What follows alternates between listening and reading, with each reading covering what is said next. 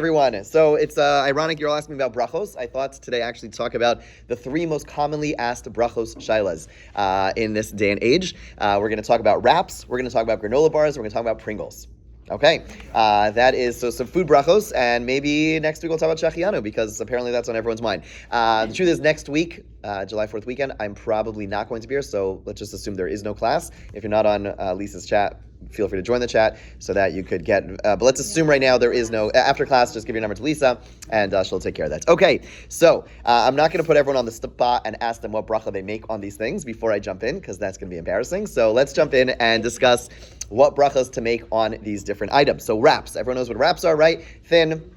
We're going to talk about not corn wraps, but wraps made out of wheat. Okay, we're going to get into the ones, the red ones, and the reddish ones, the pinkish ones, and the green ones as well. We'll get into that soon. But we'll talk about the typical classic wrap that a person will buy in a store: cheese wrap, vegetable wrap, whatever, all those different wraps. What bracha do you make? So this touches upon one of the more complicated sugyas in the laws of brachos, something known as pas haba b'kisnin. Okay, pas haba b'kisnin, which I don't even want to translate.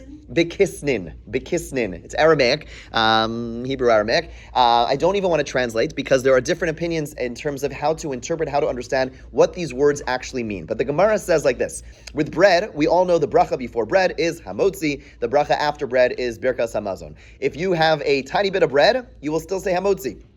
You have to have a kazayis of bread in order to bench, say birkas hamazon. But a kazayis is about the size of, according to Rav Heinemann, basically the size of a golf ball or a small matchbox. Pretty small, okay? So you eat that much bread, you are going to say birkas hamazon afterwards. Done.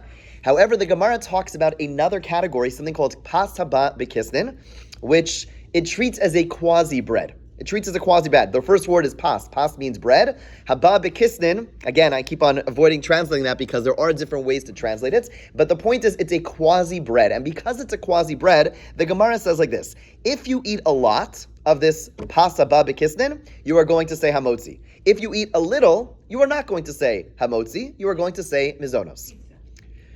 Pizza would be a great example, according to many, not according to all, because there is a massive debate as to what exactly is included in the category of pas haba b'kisnin. Some say pizza is not pas haba b'kisnin. Some say pizza is bread. And therefore, a person would eat one slice of pizza, even a small amount of pizza, you would still wash and say hamotzi, which is the opinion of, I would say, a minority view, but there are some who would make hamotzi on even one slice of pizza. It's because they treat pizza like full-fledged bread. But you are right, most treat pizza like pas haba b'kisnin, but we'll come back to pizza in just a moment. One more thing, when the Gemara says a lot, there is a big discussion about what a lot means. According to many, it's about 280 grams. Okay, so let's talk about some examples of what is included in this. So the simplest explanation of the word pas haba b'kisnin, what is a kiss? Not in English. What is a kiss in Aramaic, Hebrew? A pocket. That's right. So basically foods which are made, which you put the stuffings in a pocket, right? That you have a stuffing, that is going to be, you have a dough and you have a stuffing, that is going to be pas haba b'kisnin. So for example, a potato knish, a pizza pocket, apple strudel, right? Those will all be things which, according to Rabbeinu Hananel, are included in pas haba b'kisnin. Rashi takes a different approach. He understands that the kisnin is more a reference to what's mixed in, less about it being a pocket. And therefore he says anytime that you have a lot of sweet stuff mixed in to the dough, so then it's going to be called pas haba b'kisnin. The classic example of that would be something like cake, right? Meaning, if I go ahead and have a slice of cake, I make mizonos, and I say al hamichya afterwards. If I have two slices of cake, I make mizonos, say al hamichya afterwards. If I have an entire cake, first of all, not good. Second of all, you would say birkas hamazon after you are done, because then you've been kovea suda, you've made it into a full-fledged meal, and therefore you'd say birkas hamazon when you're done. Got it? Okay. The third example by the Aruch, one of the early commentators, suggests that pas haba b'kisnin are things where the dough is very different than typical bread, and the classic example of that would be crackers. Okay, so you have thin crackers.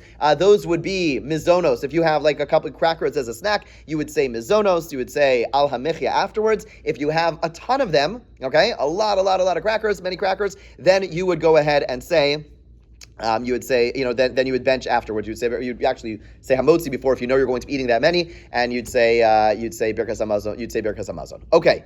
That is the general overview. Now, according to many opinions, Aruch HaShulchan is the one who spells this out most clearly, that these three opinions are not actually in disagreement, as long as you have anything falling in these categories. Okay, so whether it's bread, whether it's things like a potato knish or cookies, right? A person that has like a whole thing of Oreos, right? They I don't know, they got the newest flavor out. I think it's blueberry pie, I believe. Okay, they come with a new flavor like every week. Okay, whatever it is. The bottom line is someone's really excited about the Oreo blueberry pie. So my brother from Israel just asked me, so he's coming in for like a few days, like, if you find these Oreos, snatch them up so we can bring them back to Israel. Anyway, whatever. Anyway, bottom line is, so a person really likes Oreos or eating a meal of Oreos, you would say Birkas Hamazon after eating like two sleeves, right? Two rows, whatever it is, probably two or three rows, whatever. Yeah, not good, but that's what you would do. Again, there are a couple of things which there is a debate as to whether it's included in Pascha B'Kislev. Pizza is one of them.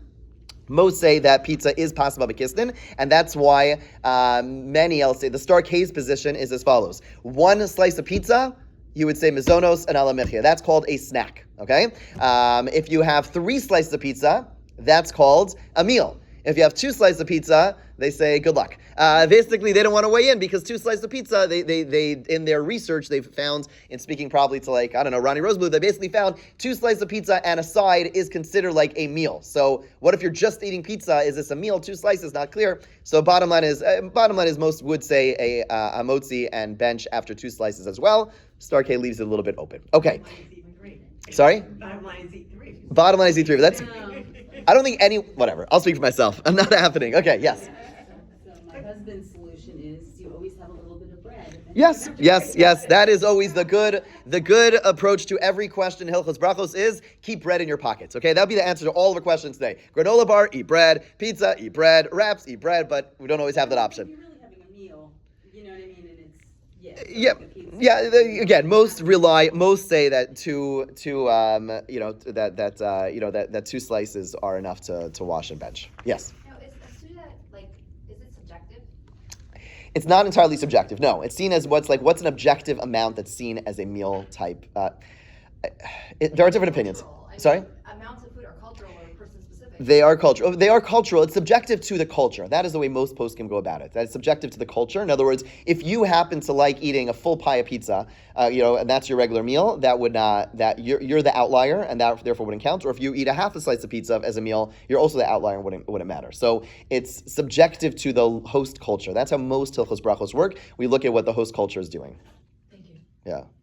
So with the pizza, does it matter how they make the crust? Because there really are a lot of different pizza Okay. crusts. Like if you're talking about toe pizza, it's a very bready. Yeah. Okay. It's going to be the same. What I thought you were going to ask is they've used fruit juice, right? So which, again, we're getting a little sidetracked, but it's an important sidetracking, and that is mizonos rolls, right? What are known as mizonos rolls. Anyone who's flown in over the past, probably the only time people still eat like mizonos rolls, and I put that in quotation marks on purpose, but basically there are poskim, so if it's made with fruit juice, there are poskim who say you would say mizonos on such a thing, and they treat it like Pascha B'Kislev. Most poskim say, what are you talking about? This is bread. It's bread. It looks like bread. It tastes like bread. It smells like bread.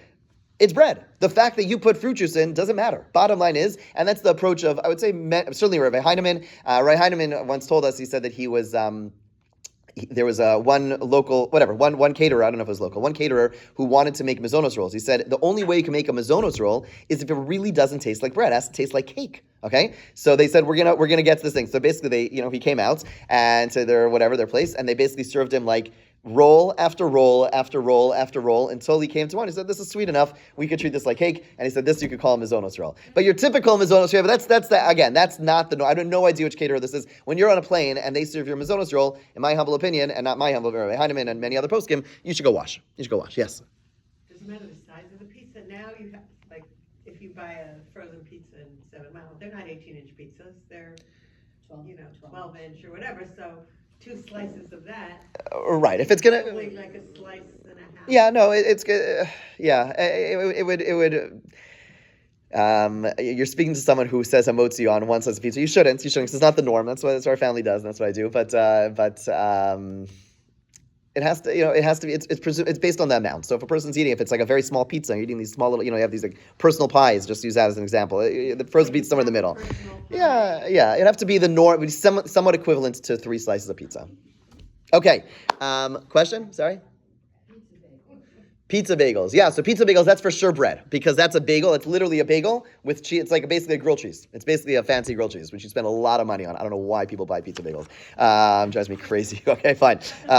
You do whatever you want. Drives me crazy when they show up at my house. Okay, anyway. Yes. So a cinnamon bun.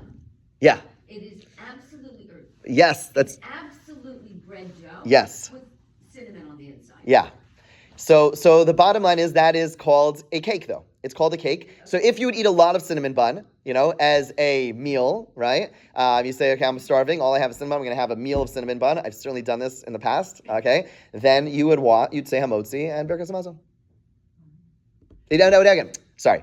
You have to eat a lot of it, okay? It's not just that you've decided it's a meal because you're hungry and you're eating a little Danish. No. I'm talking about like the bun. I'm talking about eating like, not just like a single serving, but like I'm saying like a roll. You eat a cinnamon roll. So again, it'd have to be about 280 grams. Again, it has to be a measurement. It's not about the fact that you decided to eat it. It's a lot. But if that's what you're doing, you would say hamotzi. Okay, wraps. What about wraps? Okay, so wraps is a big debate. It's a big debate because some argue, the Orcha Shabbos, which is more well known for his rulings on the laws of Shabbos, Rabbi Reuben, not the local one, Rabbi Reuben argues that since wraps, as opposed to bread could be eaten alone, right? On Shabbos, yesterday, you probably snacked on some challah during the meal or whatever it is, and that's a normal thing to eat on its own. People don't eat wraps on their own. They're not so tasty. I think they're a little bit bland, my humble opinion, but they're not typically eaten on their own, typically. And therefore he argues that by definition, he says this is something which is not like bread,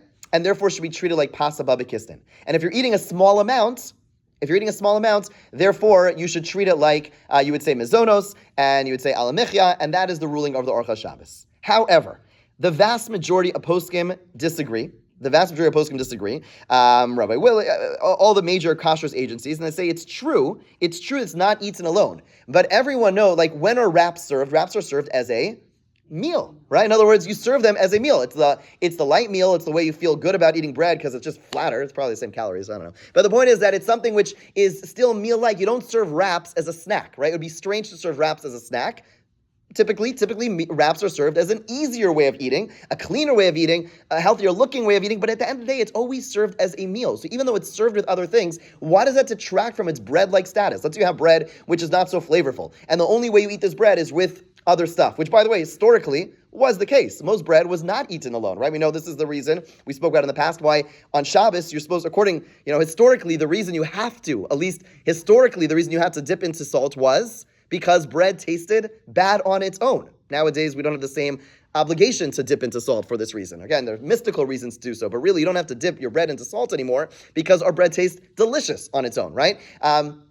So the bottom line is, Rav Willig points out that argument is not a very strong argument, and therefore, most poskim say, on a wrap, I know that wraps are always like the bracha, we get to say mazonos. Most poskim say you have to say hamotzi. Most poskim say you have to say hamotzi on wraps because at the end of the day, it is a meal-like food. It's bread. It happens to be thin, pushed down bread, flattens bread, but it's bread. Yes? So my question is, if the wrap for me though is holding in the actual food versus like at a certain point if like the filling falls out, I'm gonna just eat the filling with like a fork and then throw the rest of the wrap away. Right. I'm not necessarily consuming the rest just because. Right. So there is an interesting discussion about grains when they are there as like a binding agent. Okay, so for example, let's say you have like a potato kugel, which a person puts flour in just for consistency. Right. Then we would ignore the flour. Over here, and correct me if I'm wrong, it's meaning.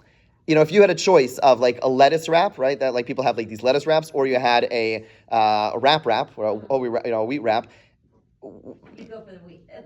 You want the flavor. So even though the thing you really want is a tuna fish or a cheese or whatever it is, but the bottom line is you're eating it for the flavor as well. So it's hard, even though it's true, it's not as important, but since you do want the flavor, it's not just there to hold it. If you would have a different way of holding it, you would still go for the wheat one. Right. So you should still say hamotzi. Okay. Yeah. Okay, where there's an interesting discussion is about the colored ones, okay? The colored ones, so it depends on the type. So some are just green or red. Now, the green is because there's like some spinach mixed in, and the red is because there is some dried tomato mixed in.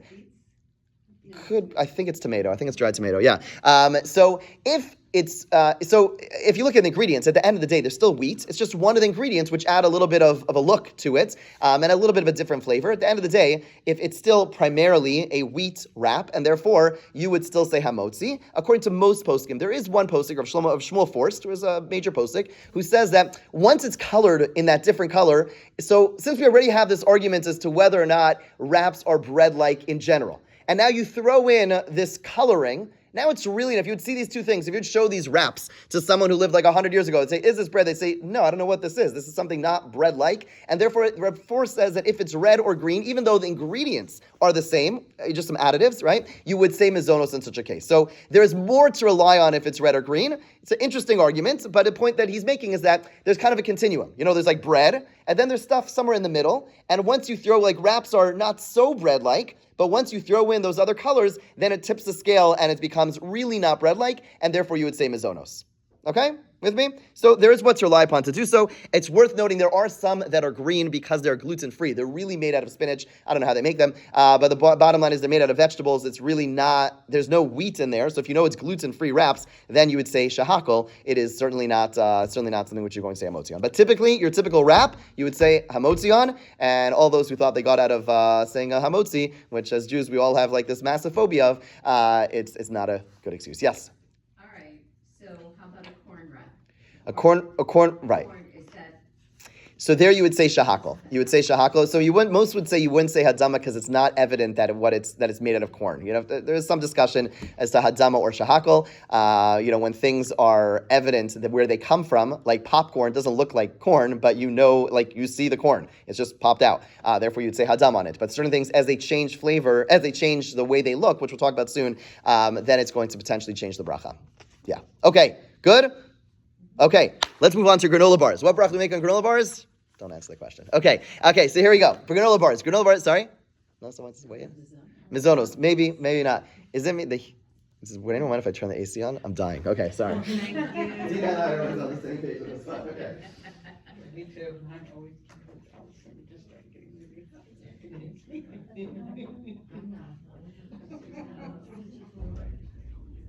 I think I change this every week and someone changes it back. Okay, anyway. All right, so granola bars. So here's the deal. In general, right, what are granola bars made out of? They're made out of oats. Oats are one of the 5 types of grains, and typically, what do we say on 5 types of grains? Mizonos. Mizonos is the typical bracha that we make. However, it's important to recognize that the bracha mizonos is not always said on grains. Okay, there's an extensive discussion in the Gemara and the Poskim, and they point out borei minei mizonos is like this, I don't know how to say this, like a supercharged bracha. What that means is that typically, where does grain come from? Grain comes from the ground. Really, it's not a tree, it comes from the ground. So what bracha should we be making? Hadama. It's really not that different than a potato and a carrot. You should make hadama.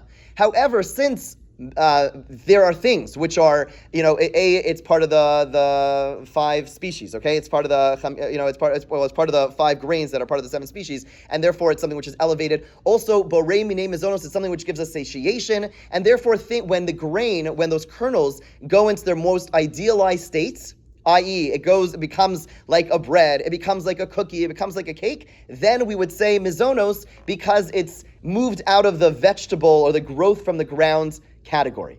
Okay, what I'm trying to get at is the fact that really the default of these items really should be hadama. It's that when it gets really refined, then we say mizonos. But if it's not really refined, it would stay in the hadama category. You with me? That's the key point over here. So, for example, if a person were to go ahead and eat raw kernels if a person would eat raw kernels of grain, you definitely will not say mizonos. Okay, you definitely not say mizonos, right? Well, not only that, let's say a person makes it's a bizarre case, but bear with me. Let's say a person has barley. They want to make barley soup, but it's not your typical barley soup where it's just like a ton of barley. It's like they have very few pieces of barley. They have just bear with me, 10 pieces of barley. They put it in a pot, and there's 10 pieces of cooked barley. You would still say hadama. You'd still say hadama because it's whole barley. It's whole barley, and it's not really made into, when we think about grain, the idealized states, like the perfection of the grain is when it becomes into something which is like a mush, like a cake, a bread, something like that. But when it's something less refined than that, it does not get a mizonos. It typically will get hadama. Okay, still with me? Yeah. So like this. that's when you say. Hadama, right. To be the idealized state, we need basically one of two criteria according to most poskim. A, it has to be cooked, okay, and it has to be broken down. In other words, your typical kernel, right? It has bran on it. It's made of like the typical kernel has like three parts to it. It has like the germ, has the main part of it, which you make the flour from, and it has the bran. It has to be like chopped down. It has to go through some processing in order to. That's one step. Okay, that's one step that you do in order to make bread. You process, you break those kernels. Okay, you take off the bran, some take off the germ, and then in addition to that, it has to go through a cooking process or a process that kind of makes it into a mush. Okay, so for example, let's say you have the barley, right? Let's say you have whole pieces of barley, which you don't, because when you're cooking with barley, you're typically cooking with pearl barley, which is pearly because they've already taken off the bran and they've shined it a little bit. They've taken off a little bit more, so it's already been cut. But let's say you have you're into like all natural stuff. So you have like real Cooked kashi cereal. cooked kashi cereal. Sounds delicious. Okay, All the whole grain. amazing. Okay, perfect. So cooked kashi cereal. Good. So it would seem you would say so here's, I'm going to confuse you for a second. You would probably say hadama on cooked kashi cereal, okay? Where you would not say hadama, and this is interesting,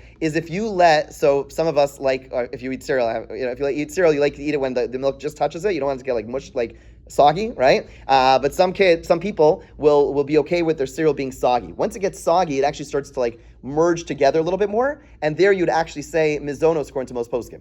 And the same would be true for, I know that sounds a little bizarre, but like, bear with me. Same with barley soup. So if you have like 5 pieces of barley in your soup, okay, you would say hadama on those pieces of barley. If you make our type of barley soup, let's use again, whole barley, and it all becomes like a mush together, then it would switch over to mizonos. It's like right, because then even though they were whole, they've become merged into one unit, into a mush, and therefore you would say mizono. So again, the principle, and again, there are variations. So the principle is A, it has to be processed by cutting it up in some way, and B, it has to go through a cooking process, as opposed to a roasting process. Yes? So my question is like this kashi cereal, it can be cooked if you use more liquid, the grains are still visible. But if you use a lot of liquid, the grains are still visible, but it's more cohesive. Is that a different bracha then? If you cook with less liquid, Yeah. rice, right? You Right. really separate the grains. Right.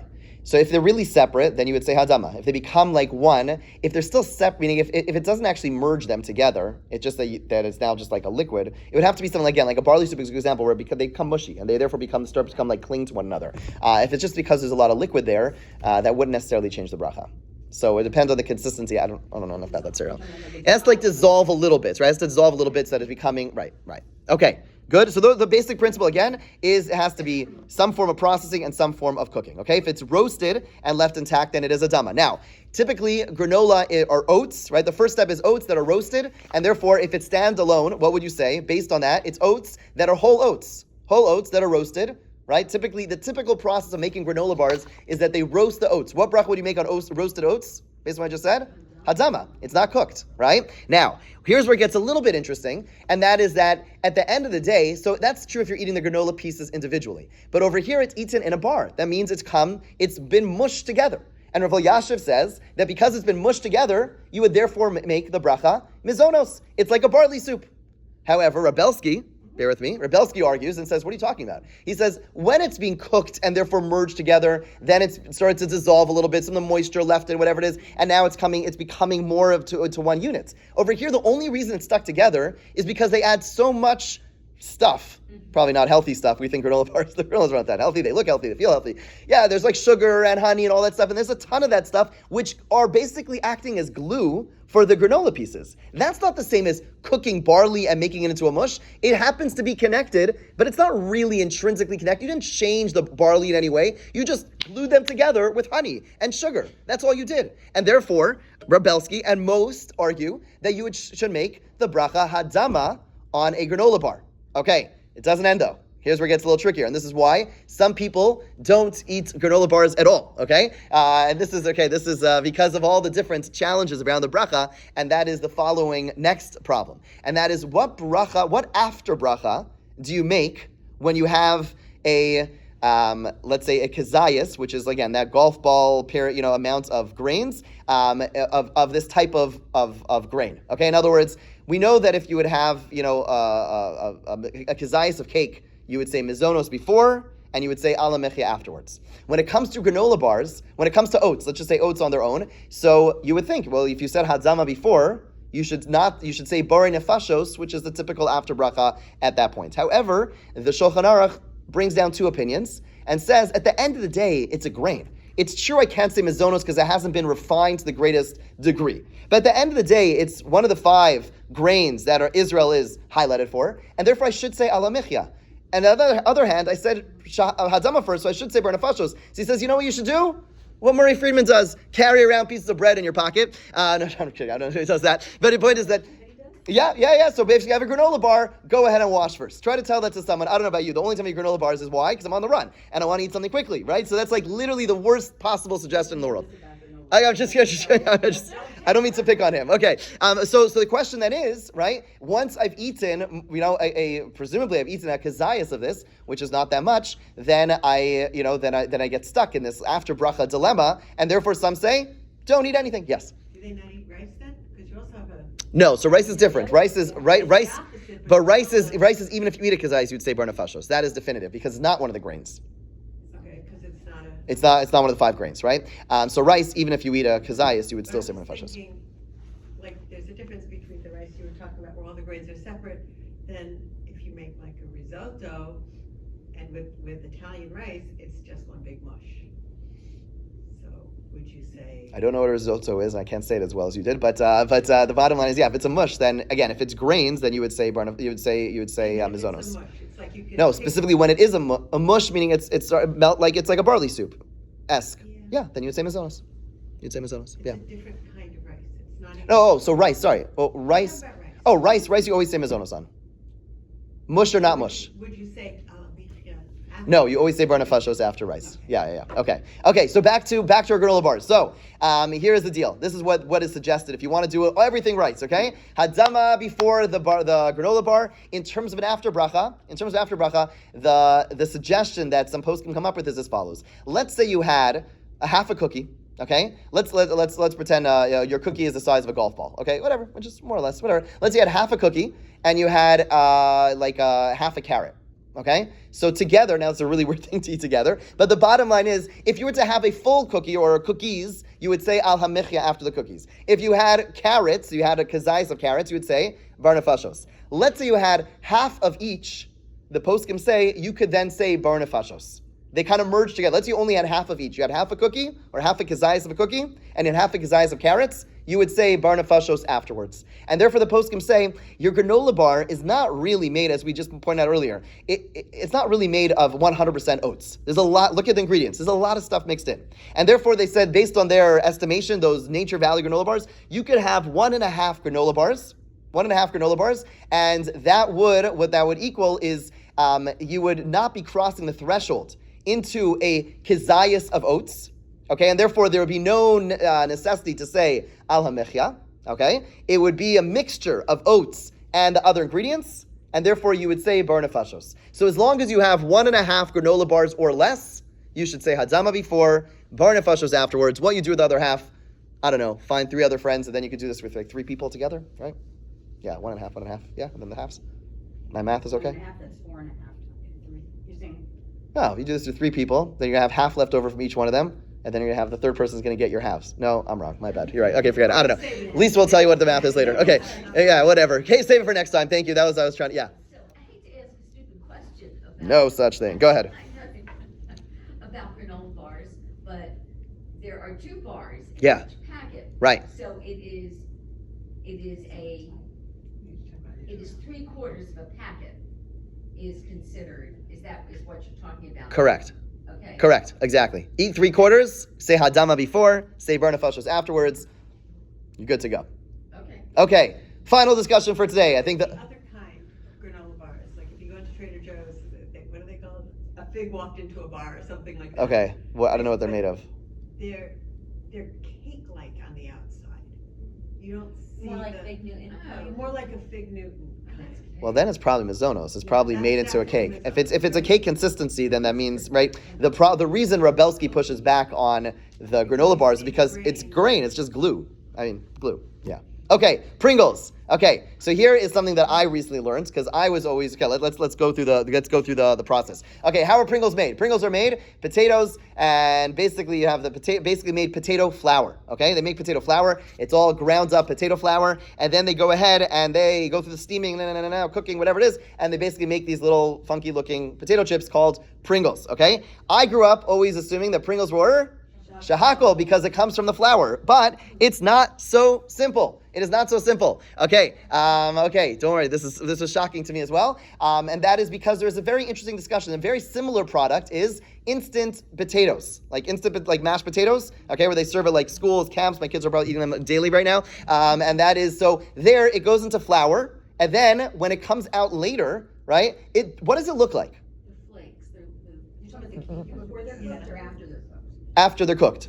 Well, then It looks like potatoes. And therefore, although some poskim say, oh, you should say shahakol because when it's a flour, others say, granted, if you had eaten it in the flour state, you would say shahakol. But now it looks like a potato. And where did it come from? It came from a potato. So therefore, we know where it came from. It came from a potato. We know what it looks like right now. It looks like a potato. Therefore, you should say hadama.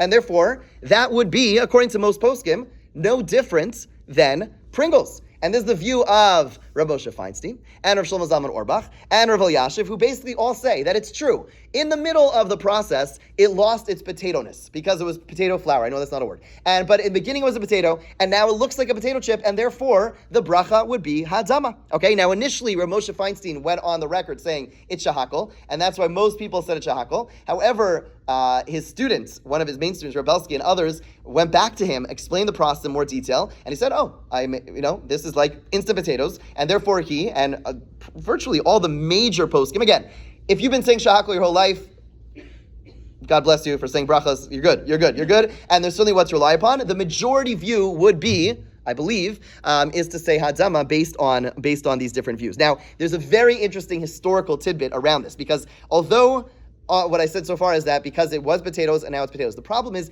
the ingredients of Pringles, like most things, are far from simple. Okay, and actually in 2007 there was a court case in the United Kingdom where the government sued Procter and Gamble. They're the ones who make Pringles, okay, and they sued them for unpaid taxes. Why? Because the law exempts sales tax, okay, for foods, with the exception of unhealthy foods, right? There's the government's way of making sure that unhealthy foods are taxed, right? They do this, they're trying to do this over here with sodas, etc., right? So they tax them, right? Now the question is, what is included? So one of the unhealthy foods are potato chips. But Pringles went to court saying, we don't sell potato chips. These are not potato chips. Now, it's true there is potato flour in there, but what they argued was that Pringles only contain 42% potato flour. I don't know what else is in there, but that's a little scary, right? It's only 42% potato flour. And therefore, how could you call this a potato chip? Right? And so what they were arguing was at the end of the day, it's that the majority of it is not potato flour, and therefore we should not have to pay the taxes. Now that was relevant when they shared that information, which was not public information. That was obviously made a big ripple in the kashrut, in the Jewish world, because wait, if the minority of it is not potato, then maybe we should go back to the shahakol bracha, right? However, two things. One is that the Mishnah Berurah points out that in a situation where you have such a mixture, even if it's not the majority of the food, but if it's the most significant thing, at the end of the day, right? I just ruined your Pringle eating because I just told you there's like 58%, which is probably like plastic. I don't know what's in there, but it's not potatoes, okay? So the bottom line is, at the end of the day, what are you eating? You're eating potatoes. You're eating potatoes. Everything else is flavoring for the potatoes, and therefore, even if it's a minority, that is the most important part, and therefore, it would be halachically seen as a potato chip, and therefore would be hadama. Now, not only would the poskim say that, but the courts actually ruled the same way. They said, nice try. Granted, it's 42%, but at the end of the day, this looks like a potato chip, it smells like a potato chip, it tastes like a potato chip, and therefore it's a potato chip, and they sued them for, I think it was, how much money? I wrote it down, $160 million in retroactive taxes. They're still doing fine. It's P&G. Give me a break. Don't be so sad. They're fine, okay? And the bottom line is, so again, there are definitely those who say shahakol, but I would recommend saying hadama on Pringles. Okay, I think those are the three questions that come up all the time, and... Okay, so again, wraps, we spoke about saying mezonos before, you should say hamotzi, we spoke about granola bars, hadama, and eat 1.5, and then say bernafashos, and Pringles, hadama, And that's it. Next week there will basically not be a class unless told otherwise, but I'm pretty sure. Let's assume there's no class, and we'll figure out. I need to get back to Maras Ayin, I know, and maybe now Shachianu. We'll get there, God willing. Okay.